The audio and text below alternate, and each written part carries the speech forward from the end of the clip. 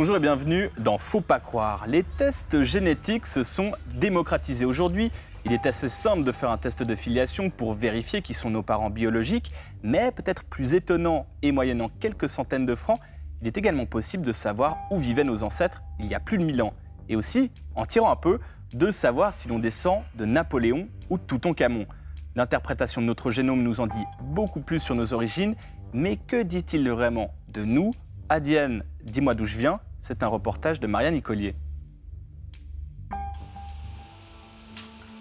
Dans un laboratoire d'analyse médicale à Lausanne, une biologiste pratique des extractions d'ADN pour des tests de paternité. Plus de 150 tests y sont réalisés chaque année.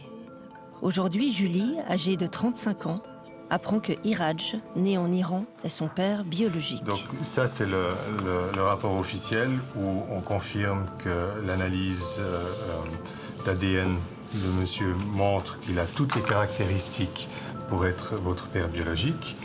La première page est le certificat. Donc, moi, j'ai grandi dans une famille avec un papa et une maman.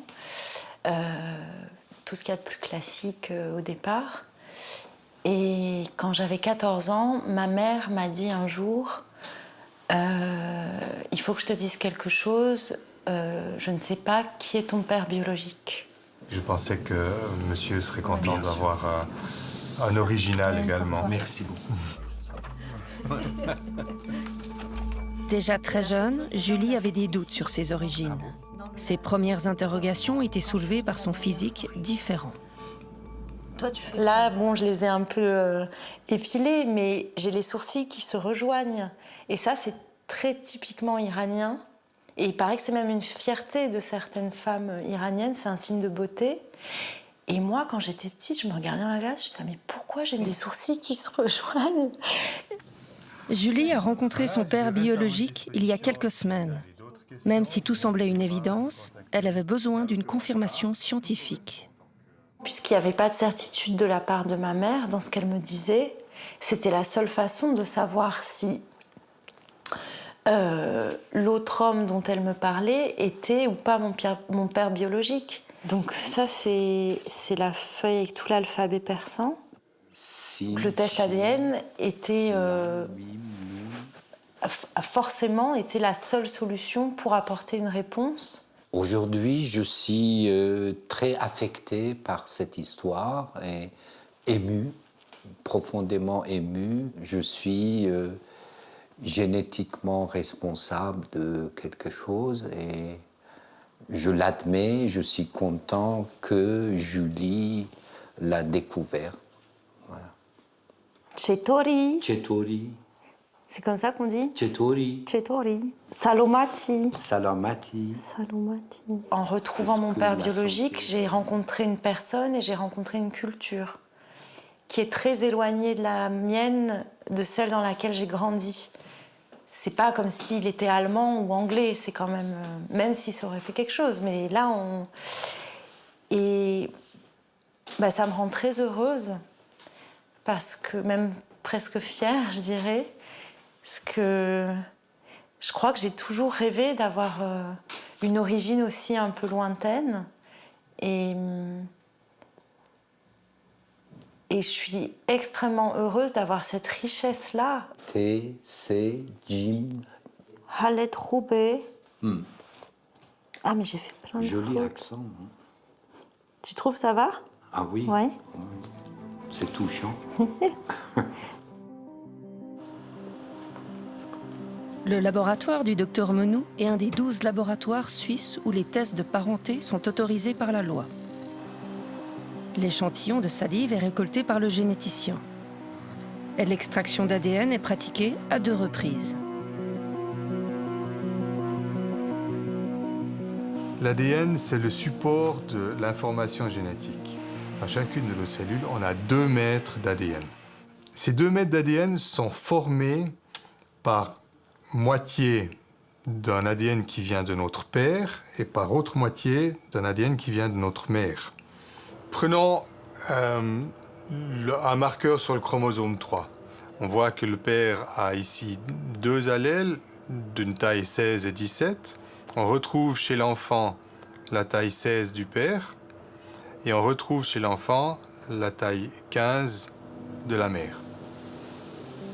Le laboratoire du docteur Monou pratique des tests génétiques pour 2 raisons. La recherche de maladies et le lien de parenté.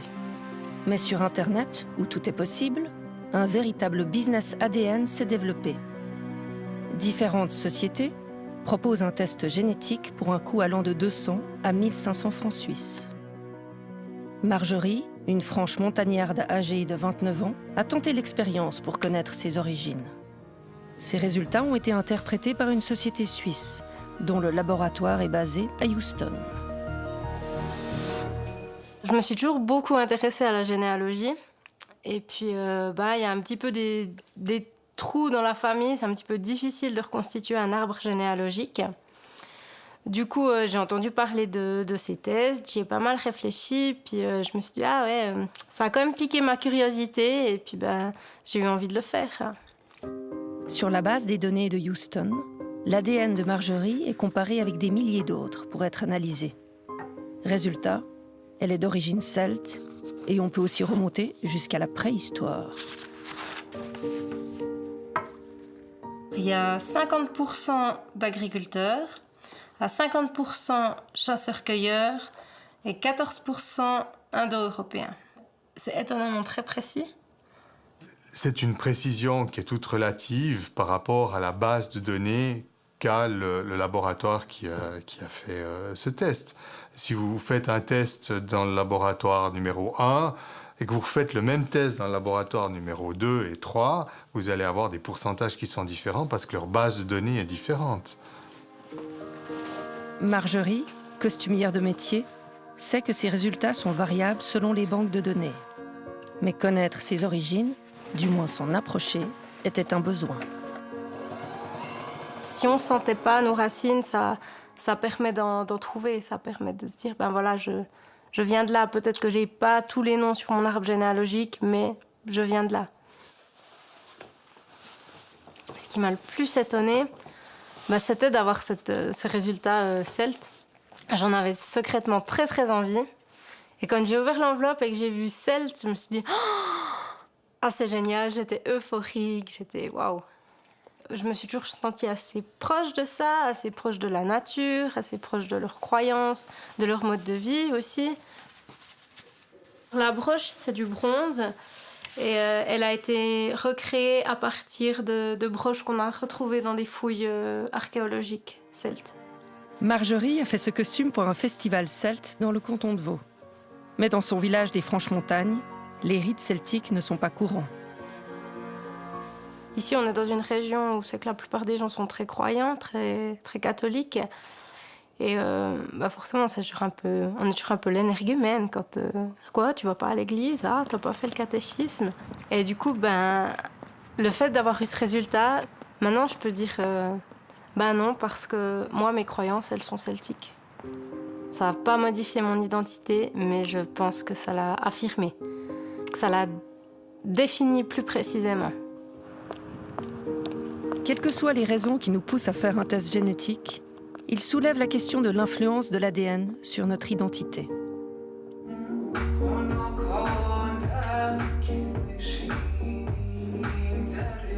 Au fond, quelle importance a cet ADN? Quelle importance a ce sang, cette génétique? Qu'est-ce qui a pu passer si j'ai du sang iranien dans les veines?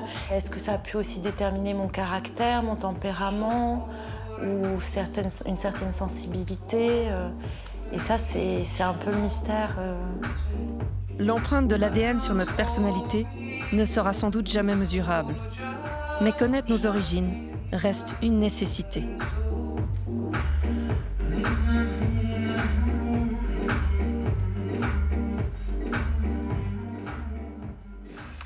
Samia Hurst, bonjour. Bonjour. Vous êtes une habituée de ce plateau, on vous invite régulièrement. Je vous présente quand même, vous êtes professeur de bioéthique à l'Université de Genève. Peut-être une réaction tout d'abord à ce reportage? Il est extraordinairement touchant. Et c'est très touchant de voir comment ces deux femmes habitent une histoire qu'elles ont quelque part choisi. Elles ont sélectionné. La première dit très bien, si ça avait été un Allemand ou un Anglais, ça aurait peut-être été différent. Elle a eu une fascination pour quelque chose qu'elle décrit comme lointain, donc elle a une référence européenne, puisque l'Iran est lointain.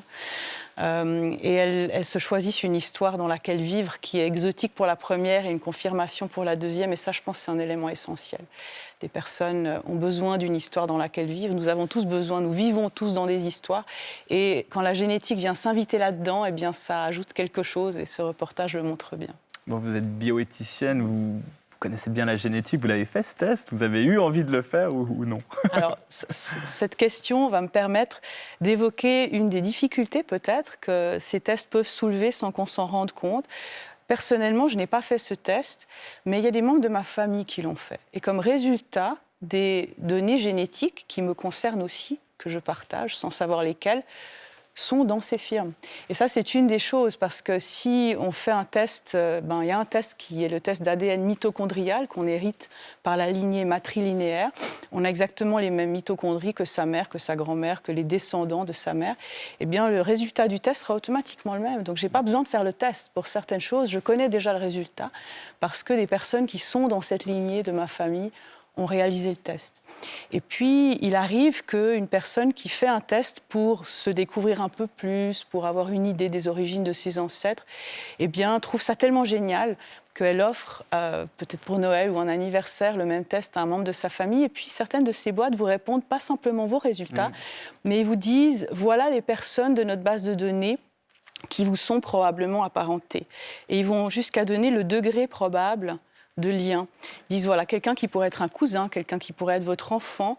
Si vous avez déjà fait le test et que vous l'offrez à un frère, une sœur ou un parent, ça a intérêt à revenir positif. Ouais, mieux vaut pas offrir ça à Noël, c'est le conseil que vous donnez. Il faut être sûr de son coup parce que ça peut donner des mauvaises surprises. Ouais. C'est peut-être le lien entre les deux parties du sujet. Un test d'origine ancestrale peut tout à coup devenir inopinément un test de paternité suivant le résultat qui revient. Et ça, les gens n'en ont pas toujours conscience. Le facteur qui a livré le test peut être aussi notre père, quoi. C'est ça que vous dites? Ça, c'est un cliché. D'accord, ok. Bon. Le temps de présenter aussi peut-être Pauline Tafelmacher. Pauline Tafelmacher, vous êtes psychologue, vous faites de la psychologie imaginative. Peut-être, avant de vous demander une réaction, qu'est-ce que c'est la psychologie imaginative? La psychologie imaginative, c'est ainsi que j'ai défini ma pratique, parce que ça s'inscrit dans le courant des thérapies narratives, où, comme l'a dit très justement Madame, en fait, ce qui est important, c'est d'avoir une histoire. Donc on invite les gens à considérer que leur vie est une histoire et que cette histoire, elle peut potentiellement être réécrite si nécessaire, réinventée par moments, interrompue peut-être, modifiée. Enfin voilà, il faut se sentir libre avec son histoire.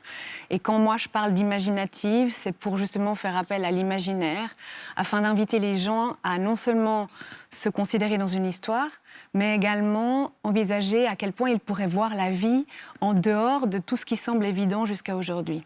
Donc on a bien fait de vous inviter, parce que le reportage, c'est exactement. Mais oui, ça. tout à fait. Mais oui, c'est se dire, au fond, il y a des évidences, et peut-être que si je m'invite, moi, et je m'autorise à envisager les choses complètement à l'envers, ben, je pourrais voir ma vie sous un autre angle, et puis ça pourrait me rendre beaucoup plus heureux. Un détail que vous avez remarqué dans le reportage qui vous a touché ou... Oui, alors, je dirais que je m'inscris tout à fait dans ce que vous avez dit. Et ce que j'aimerais ajouter, c'est à quel point je trouve flagrant de constater que si on reçoit un test de ce genre, un résultat, de toute manière, on va en faire quelque chose. Et je trouve très beau de voir cette jeune femme qui apprend qu'elle est iranienne et qui, d'emblée, veut apprendre la langue. Parce que on parle d'histoire, donc c'est le cas de parler de langue. Il faut avoir la langue pour pouvoir écrire son histoire.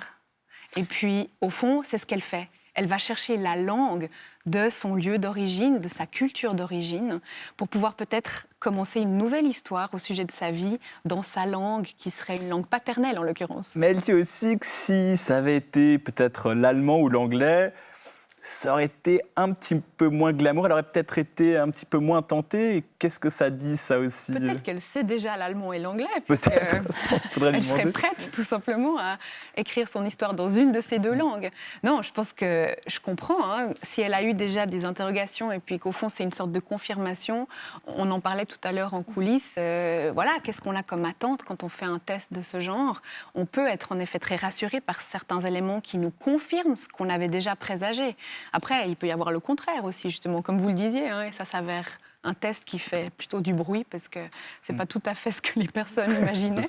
Mais de toute manière, je pense que ce qui compte, et c'est ça que je retiens aussi dans sa façon de présenter son engouement pour ce test, c'est de se dire, au fond, c'est le début de quelque chose, ce test. À partir de là, il va falloir faire quelque chose de constructif. Ouais. Et on peut construire quelque chose de peut-être nouveau, éventuellement, ou alors confirmer ce qu'on pressentait, mais avec plus d'affirmation, et on part comme ça, je trouve, sur un mode un peu différent dans sa vie. Puis vous dites, ça lui fait plaisir, elle a de l'entrain, donc quelque part, c'est positif de se construire autour de quelque chose de positif, ça fait sens.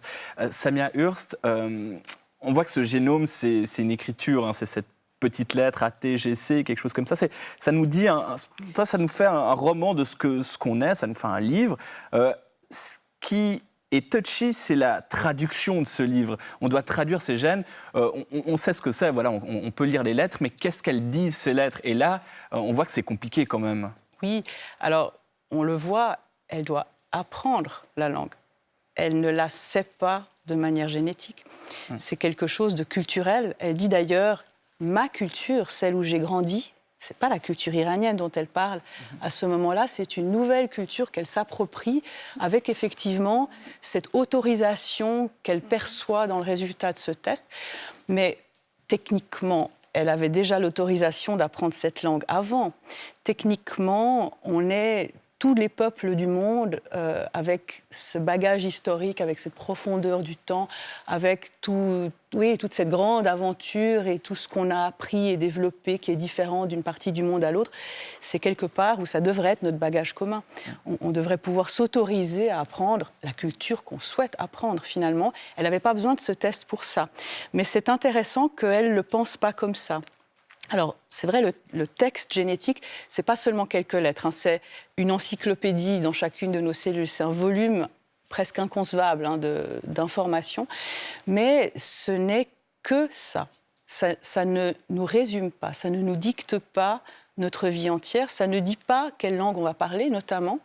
Ce que ça nous donne en termes de langage, c'est l'aptitude d'apprendre les différents langages, et ensuite, suivant où on est, on ne va pas apprendre la même langue.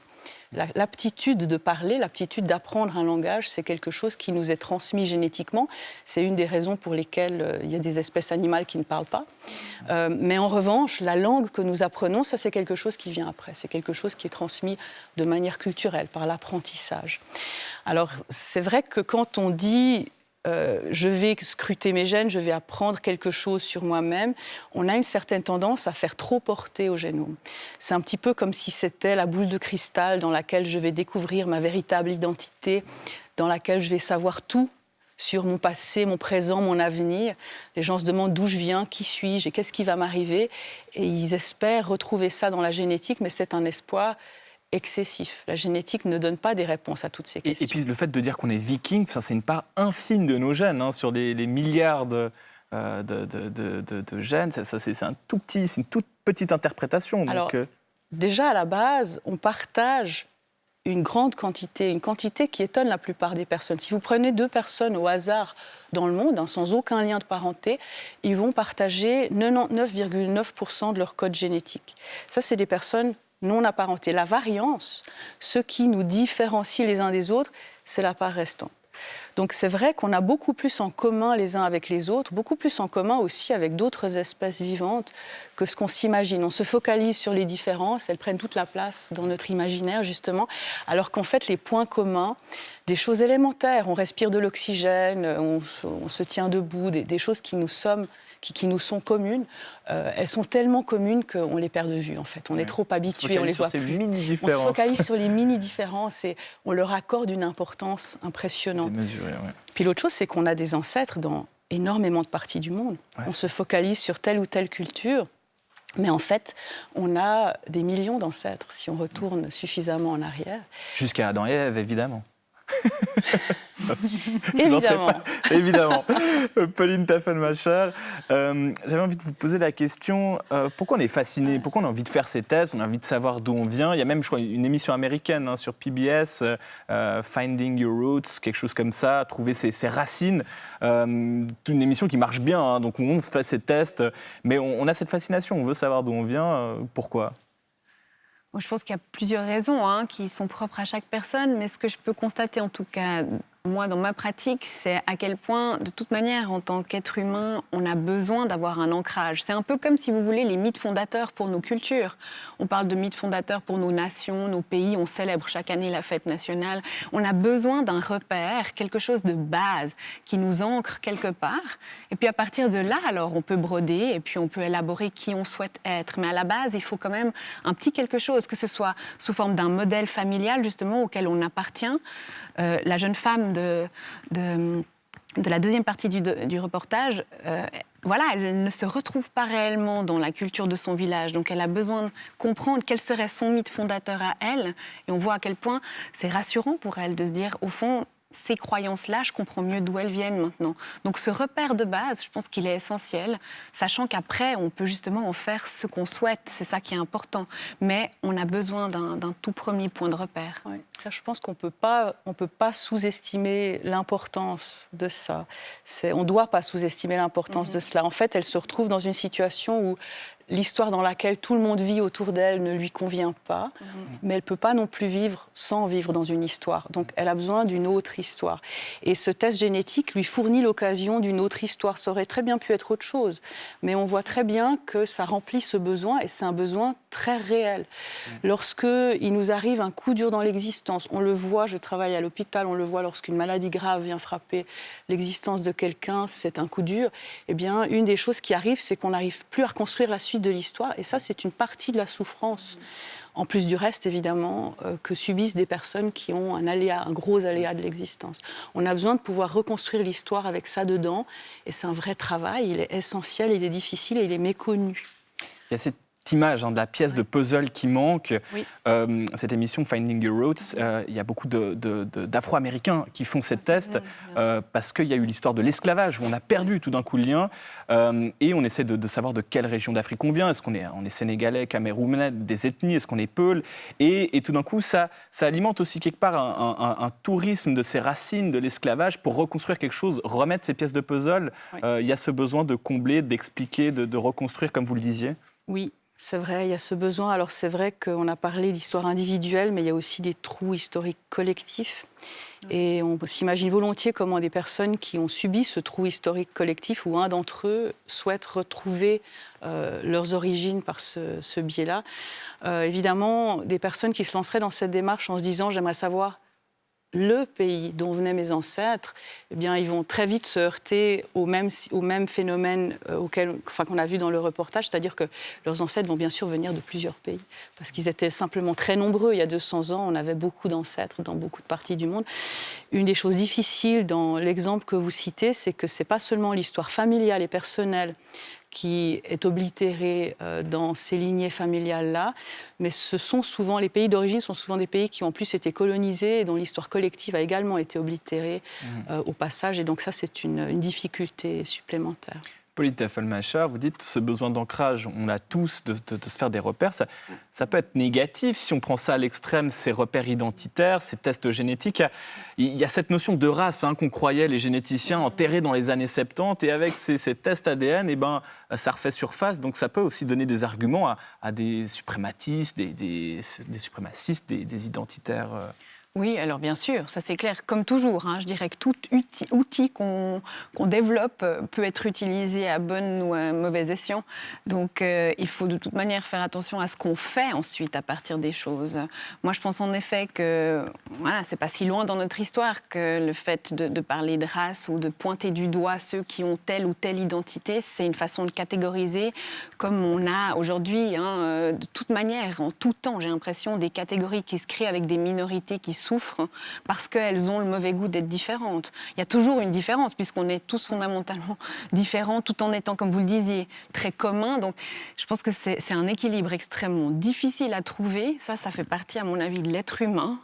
Et je pense que ce qui compte peut-être déjà, c'est de réussir à développer chacun en soi, dans sa communauté, et puis peut-être au sens plus large aussi, ça peut même être un pays, mais je veux dire une certaine assise dans son identité, être assez bien avec son identité, pouvoir du coup l'affirmer sans avoir peur du regard des autres, se dire que ben voilà, vous avez comblé le vide qui est en vous, vous avez peut-être une famille où vous ne vous reconnaissez pas, vous développez quelque chose autrement, vous affirmez au travers d'un test ADN certaines valeurs, peut-être une origine en effet génétique, quelque chose qui vous surprend. Tant que ça ne péjore pas l'imaginaire de l'autre quelque part, c'est ça, on peut se rattacher tant que ça...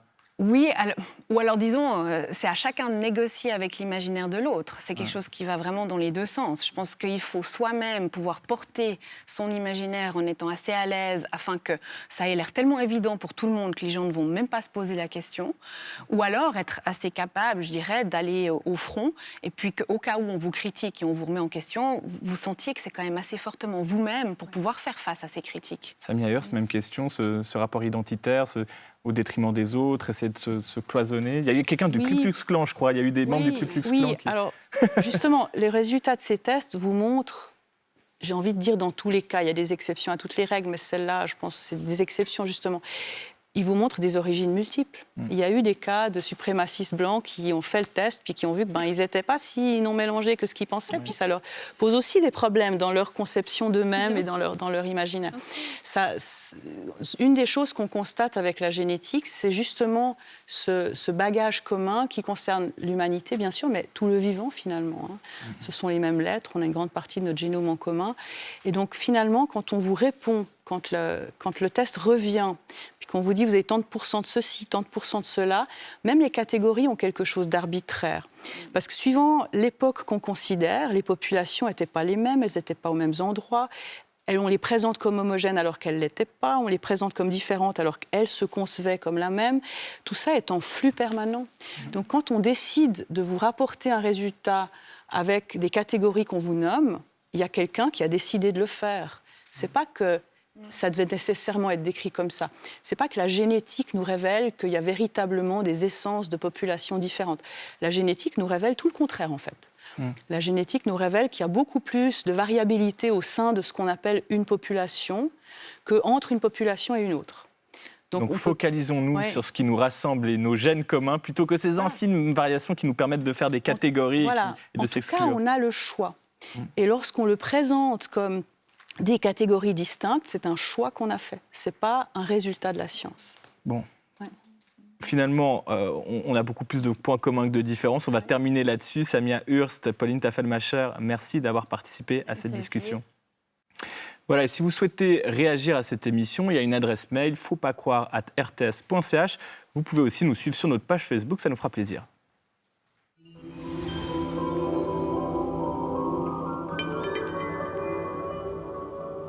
Voilà, c'est la fin de cette émission et peu importe d'où vous venez, au final, on sera très heureux de vous retrouver samedi prochain.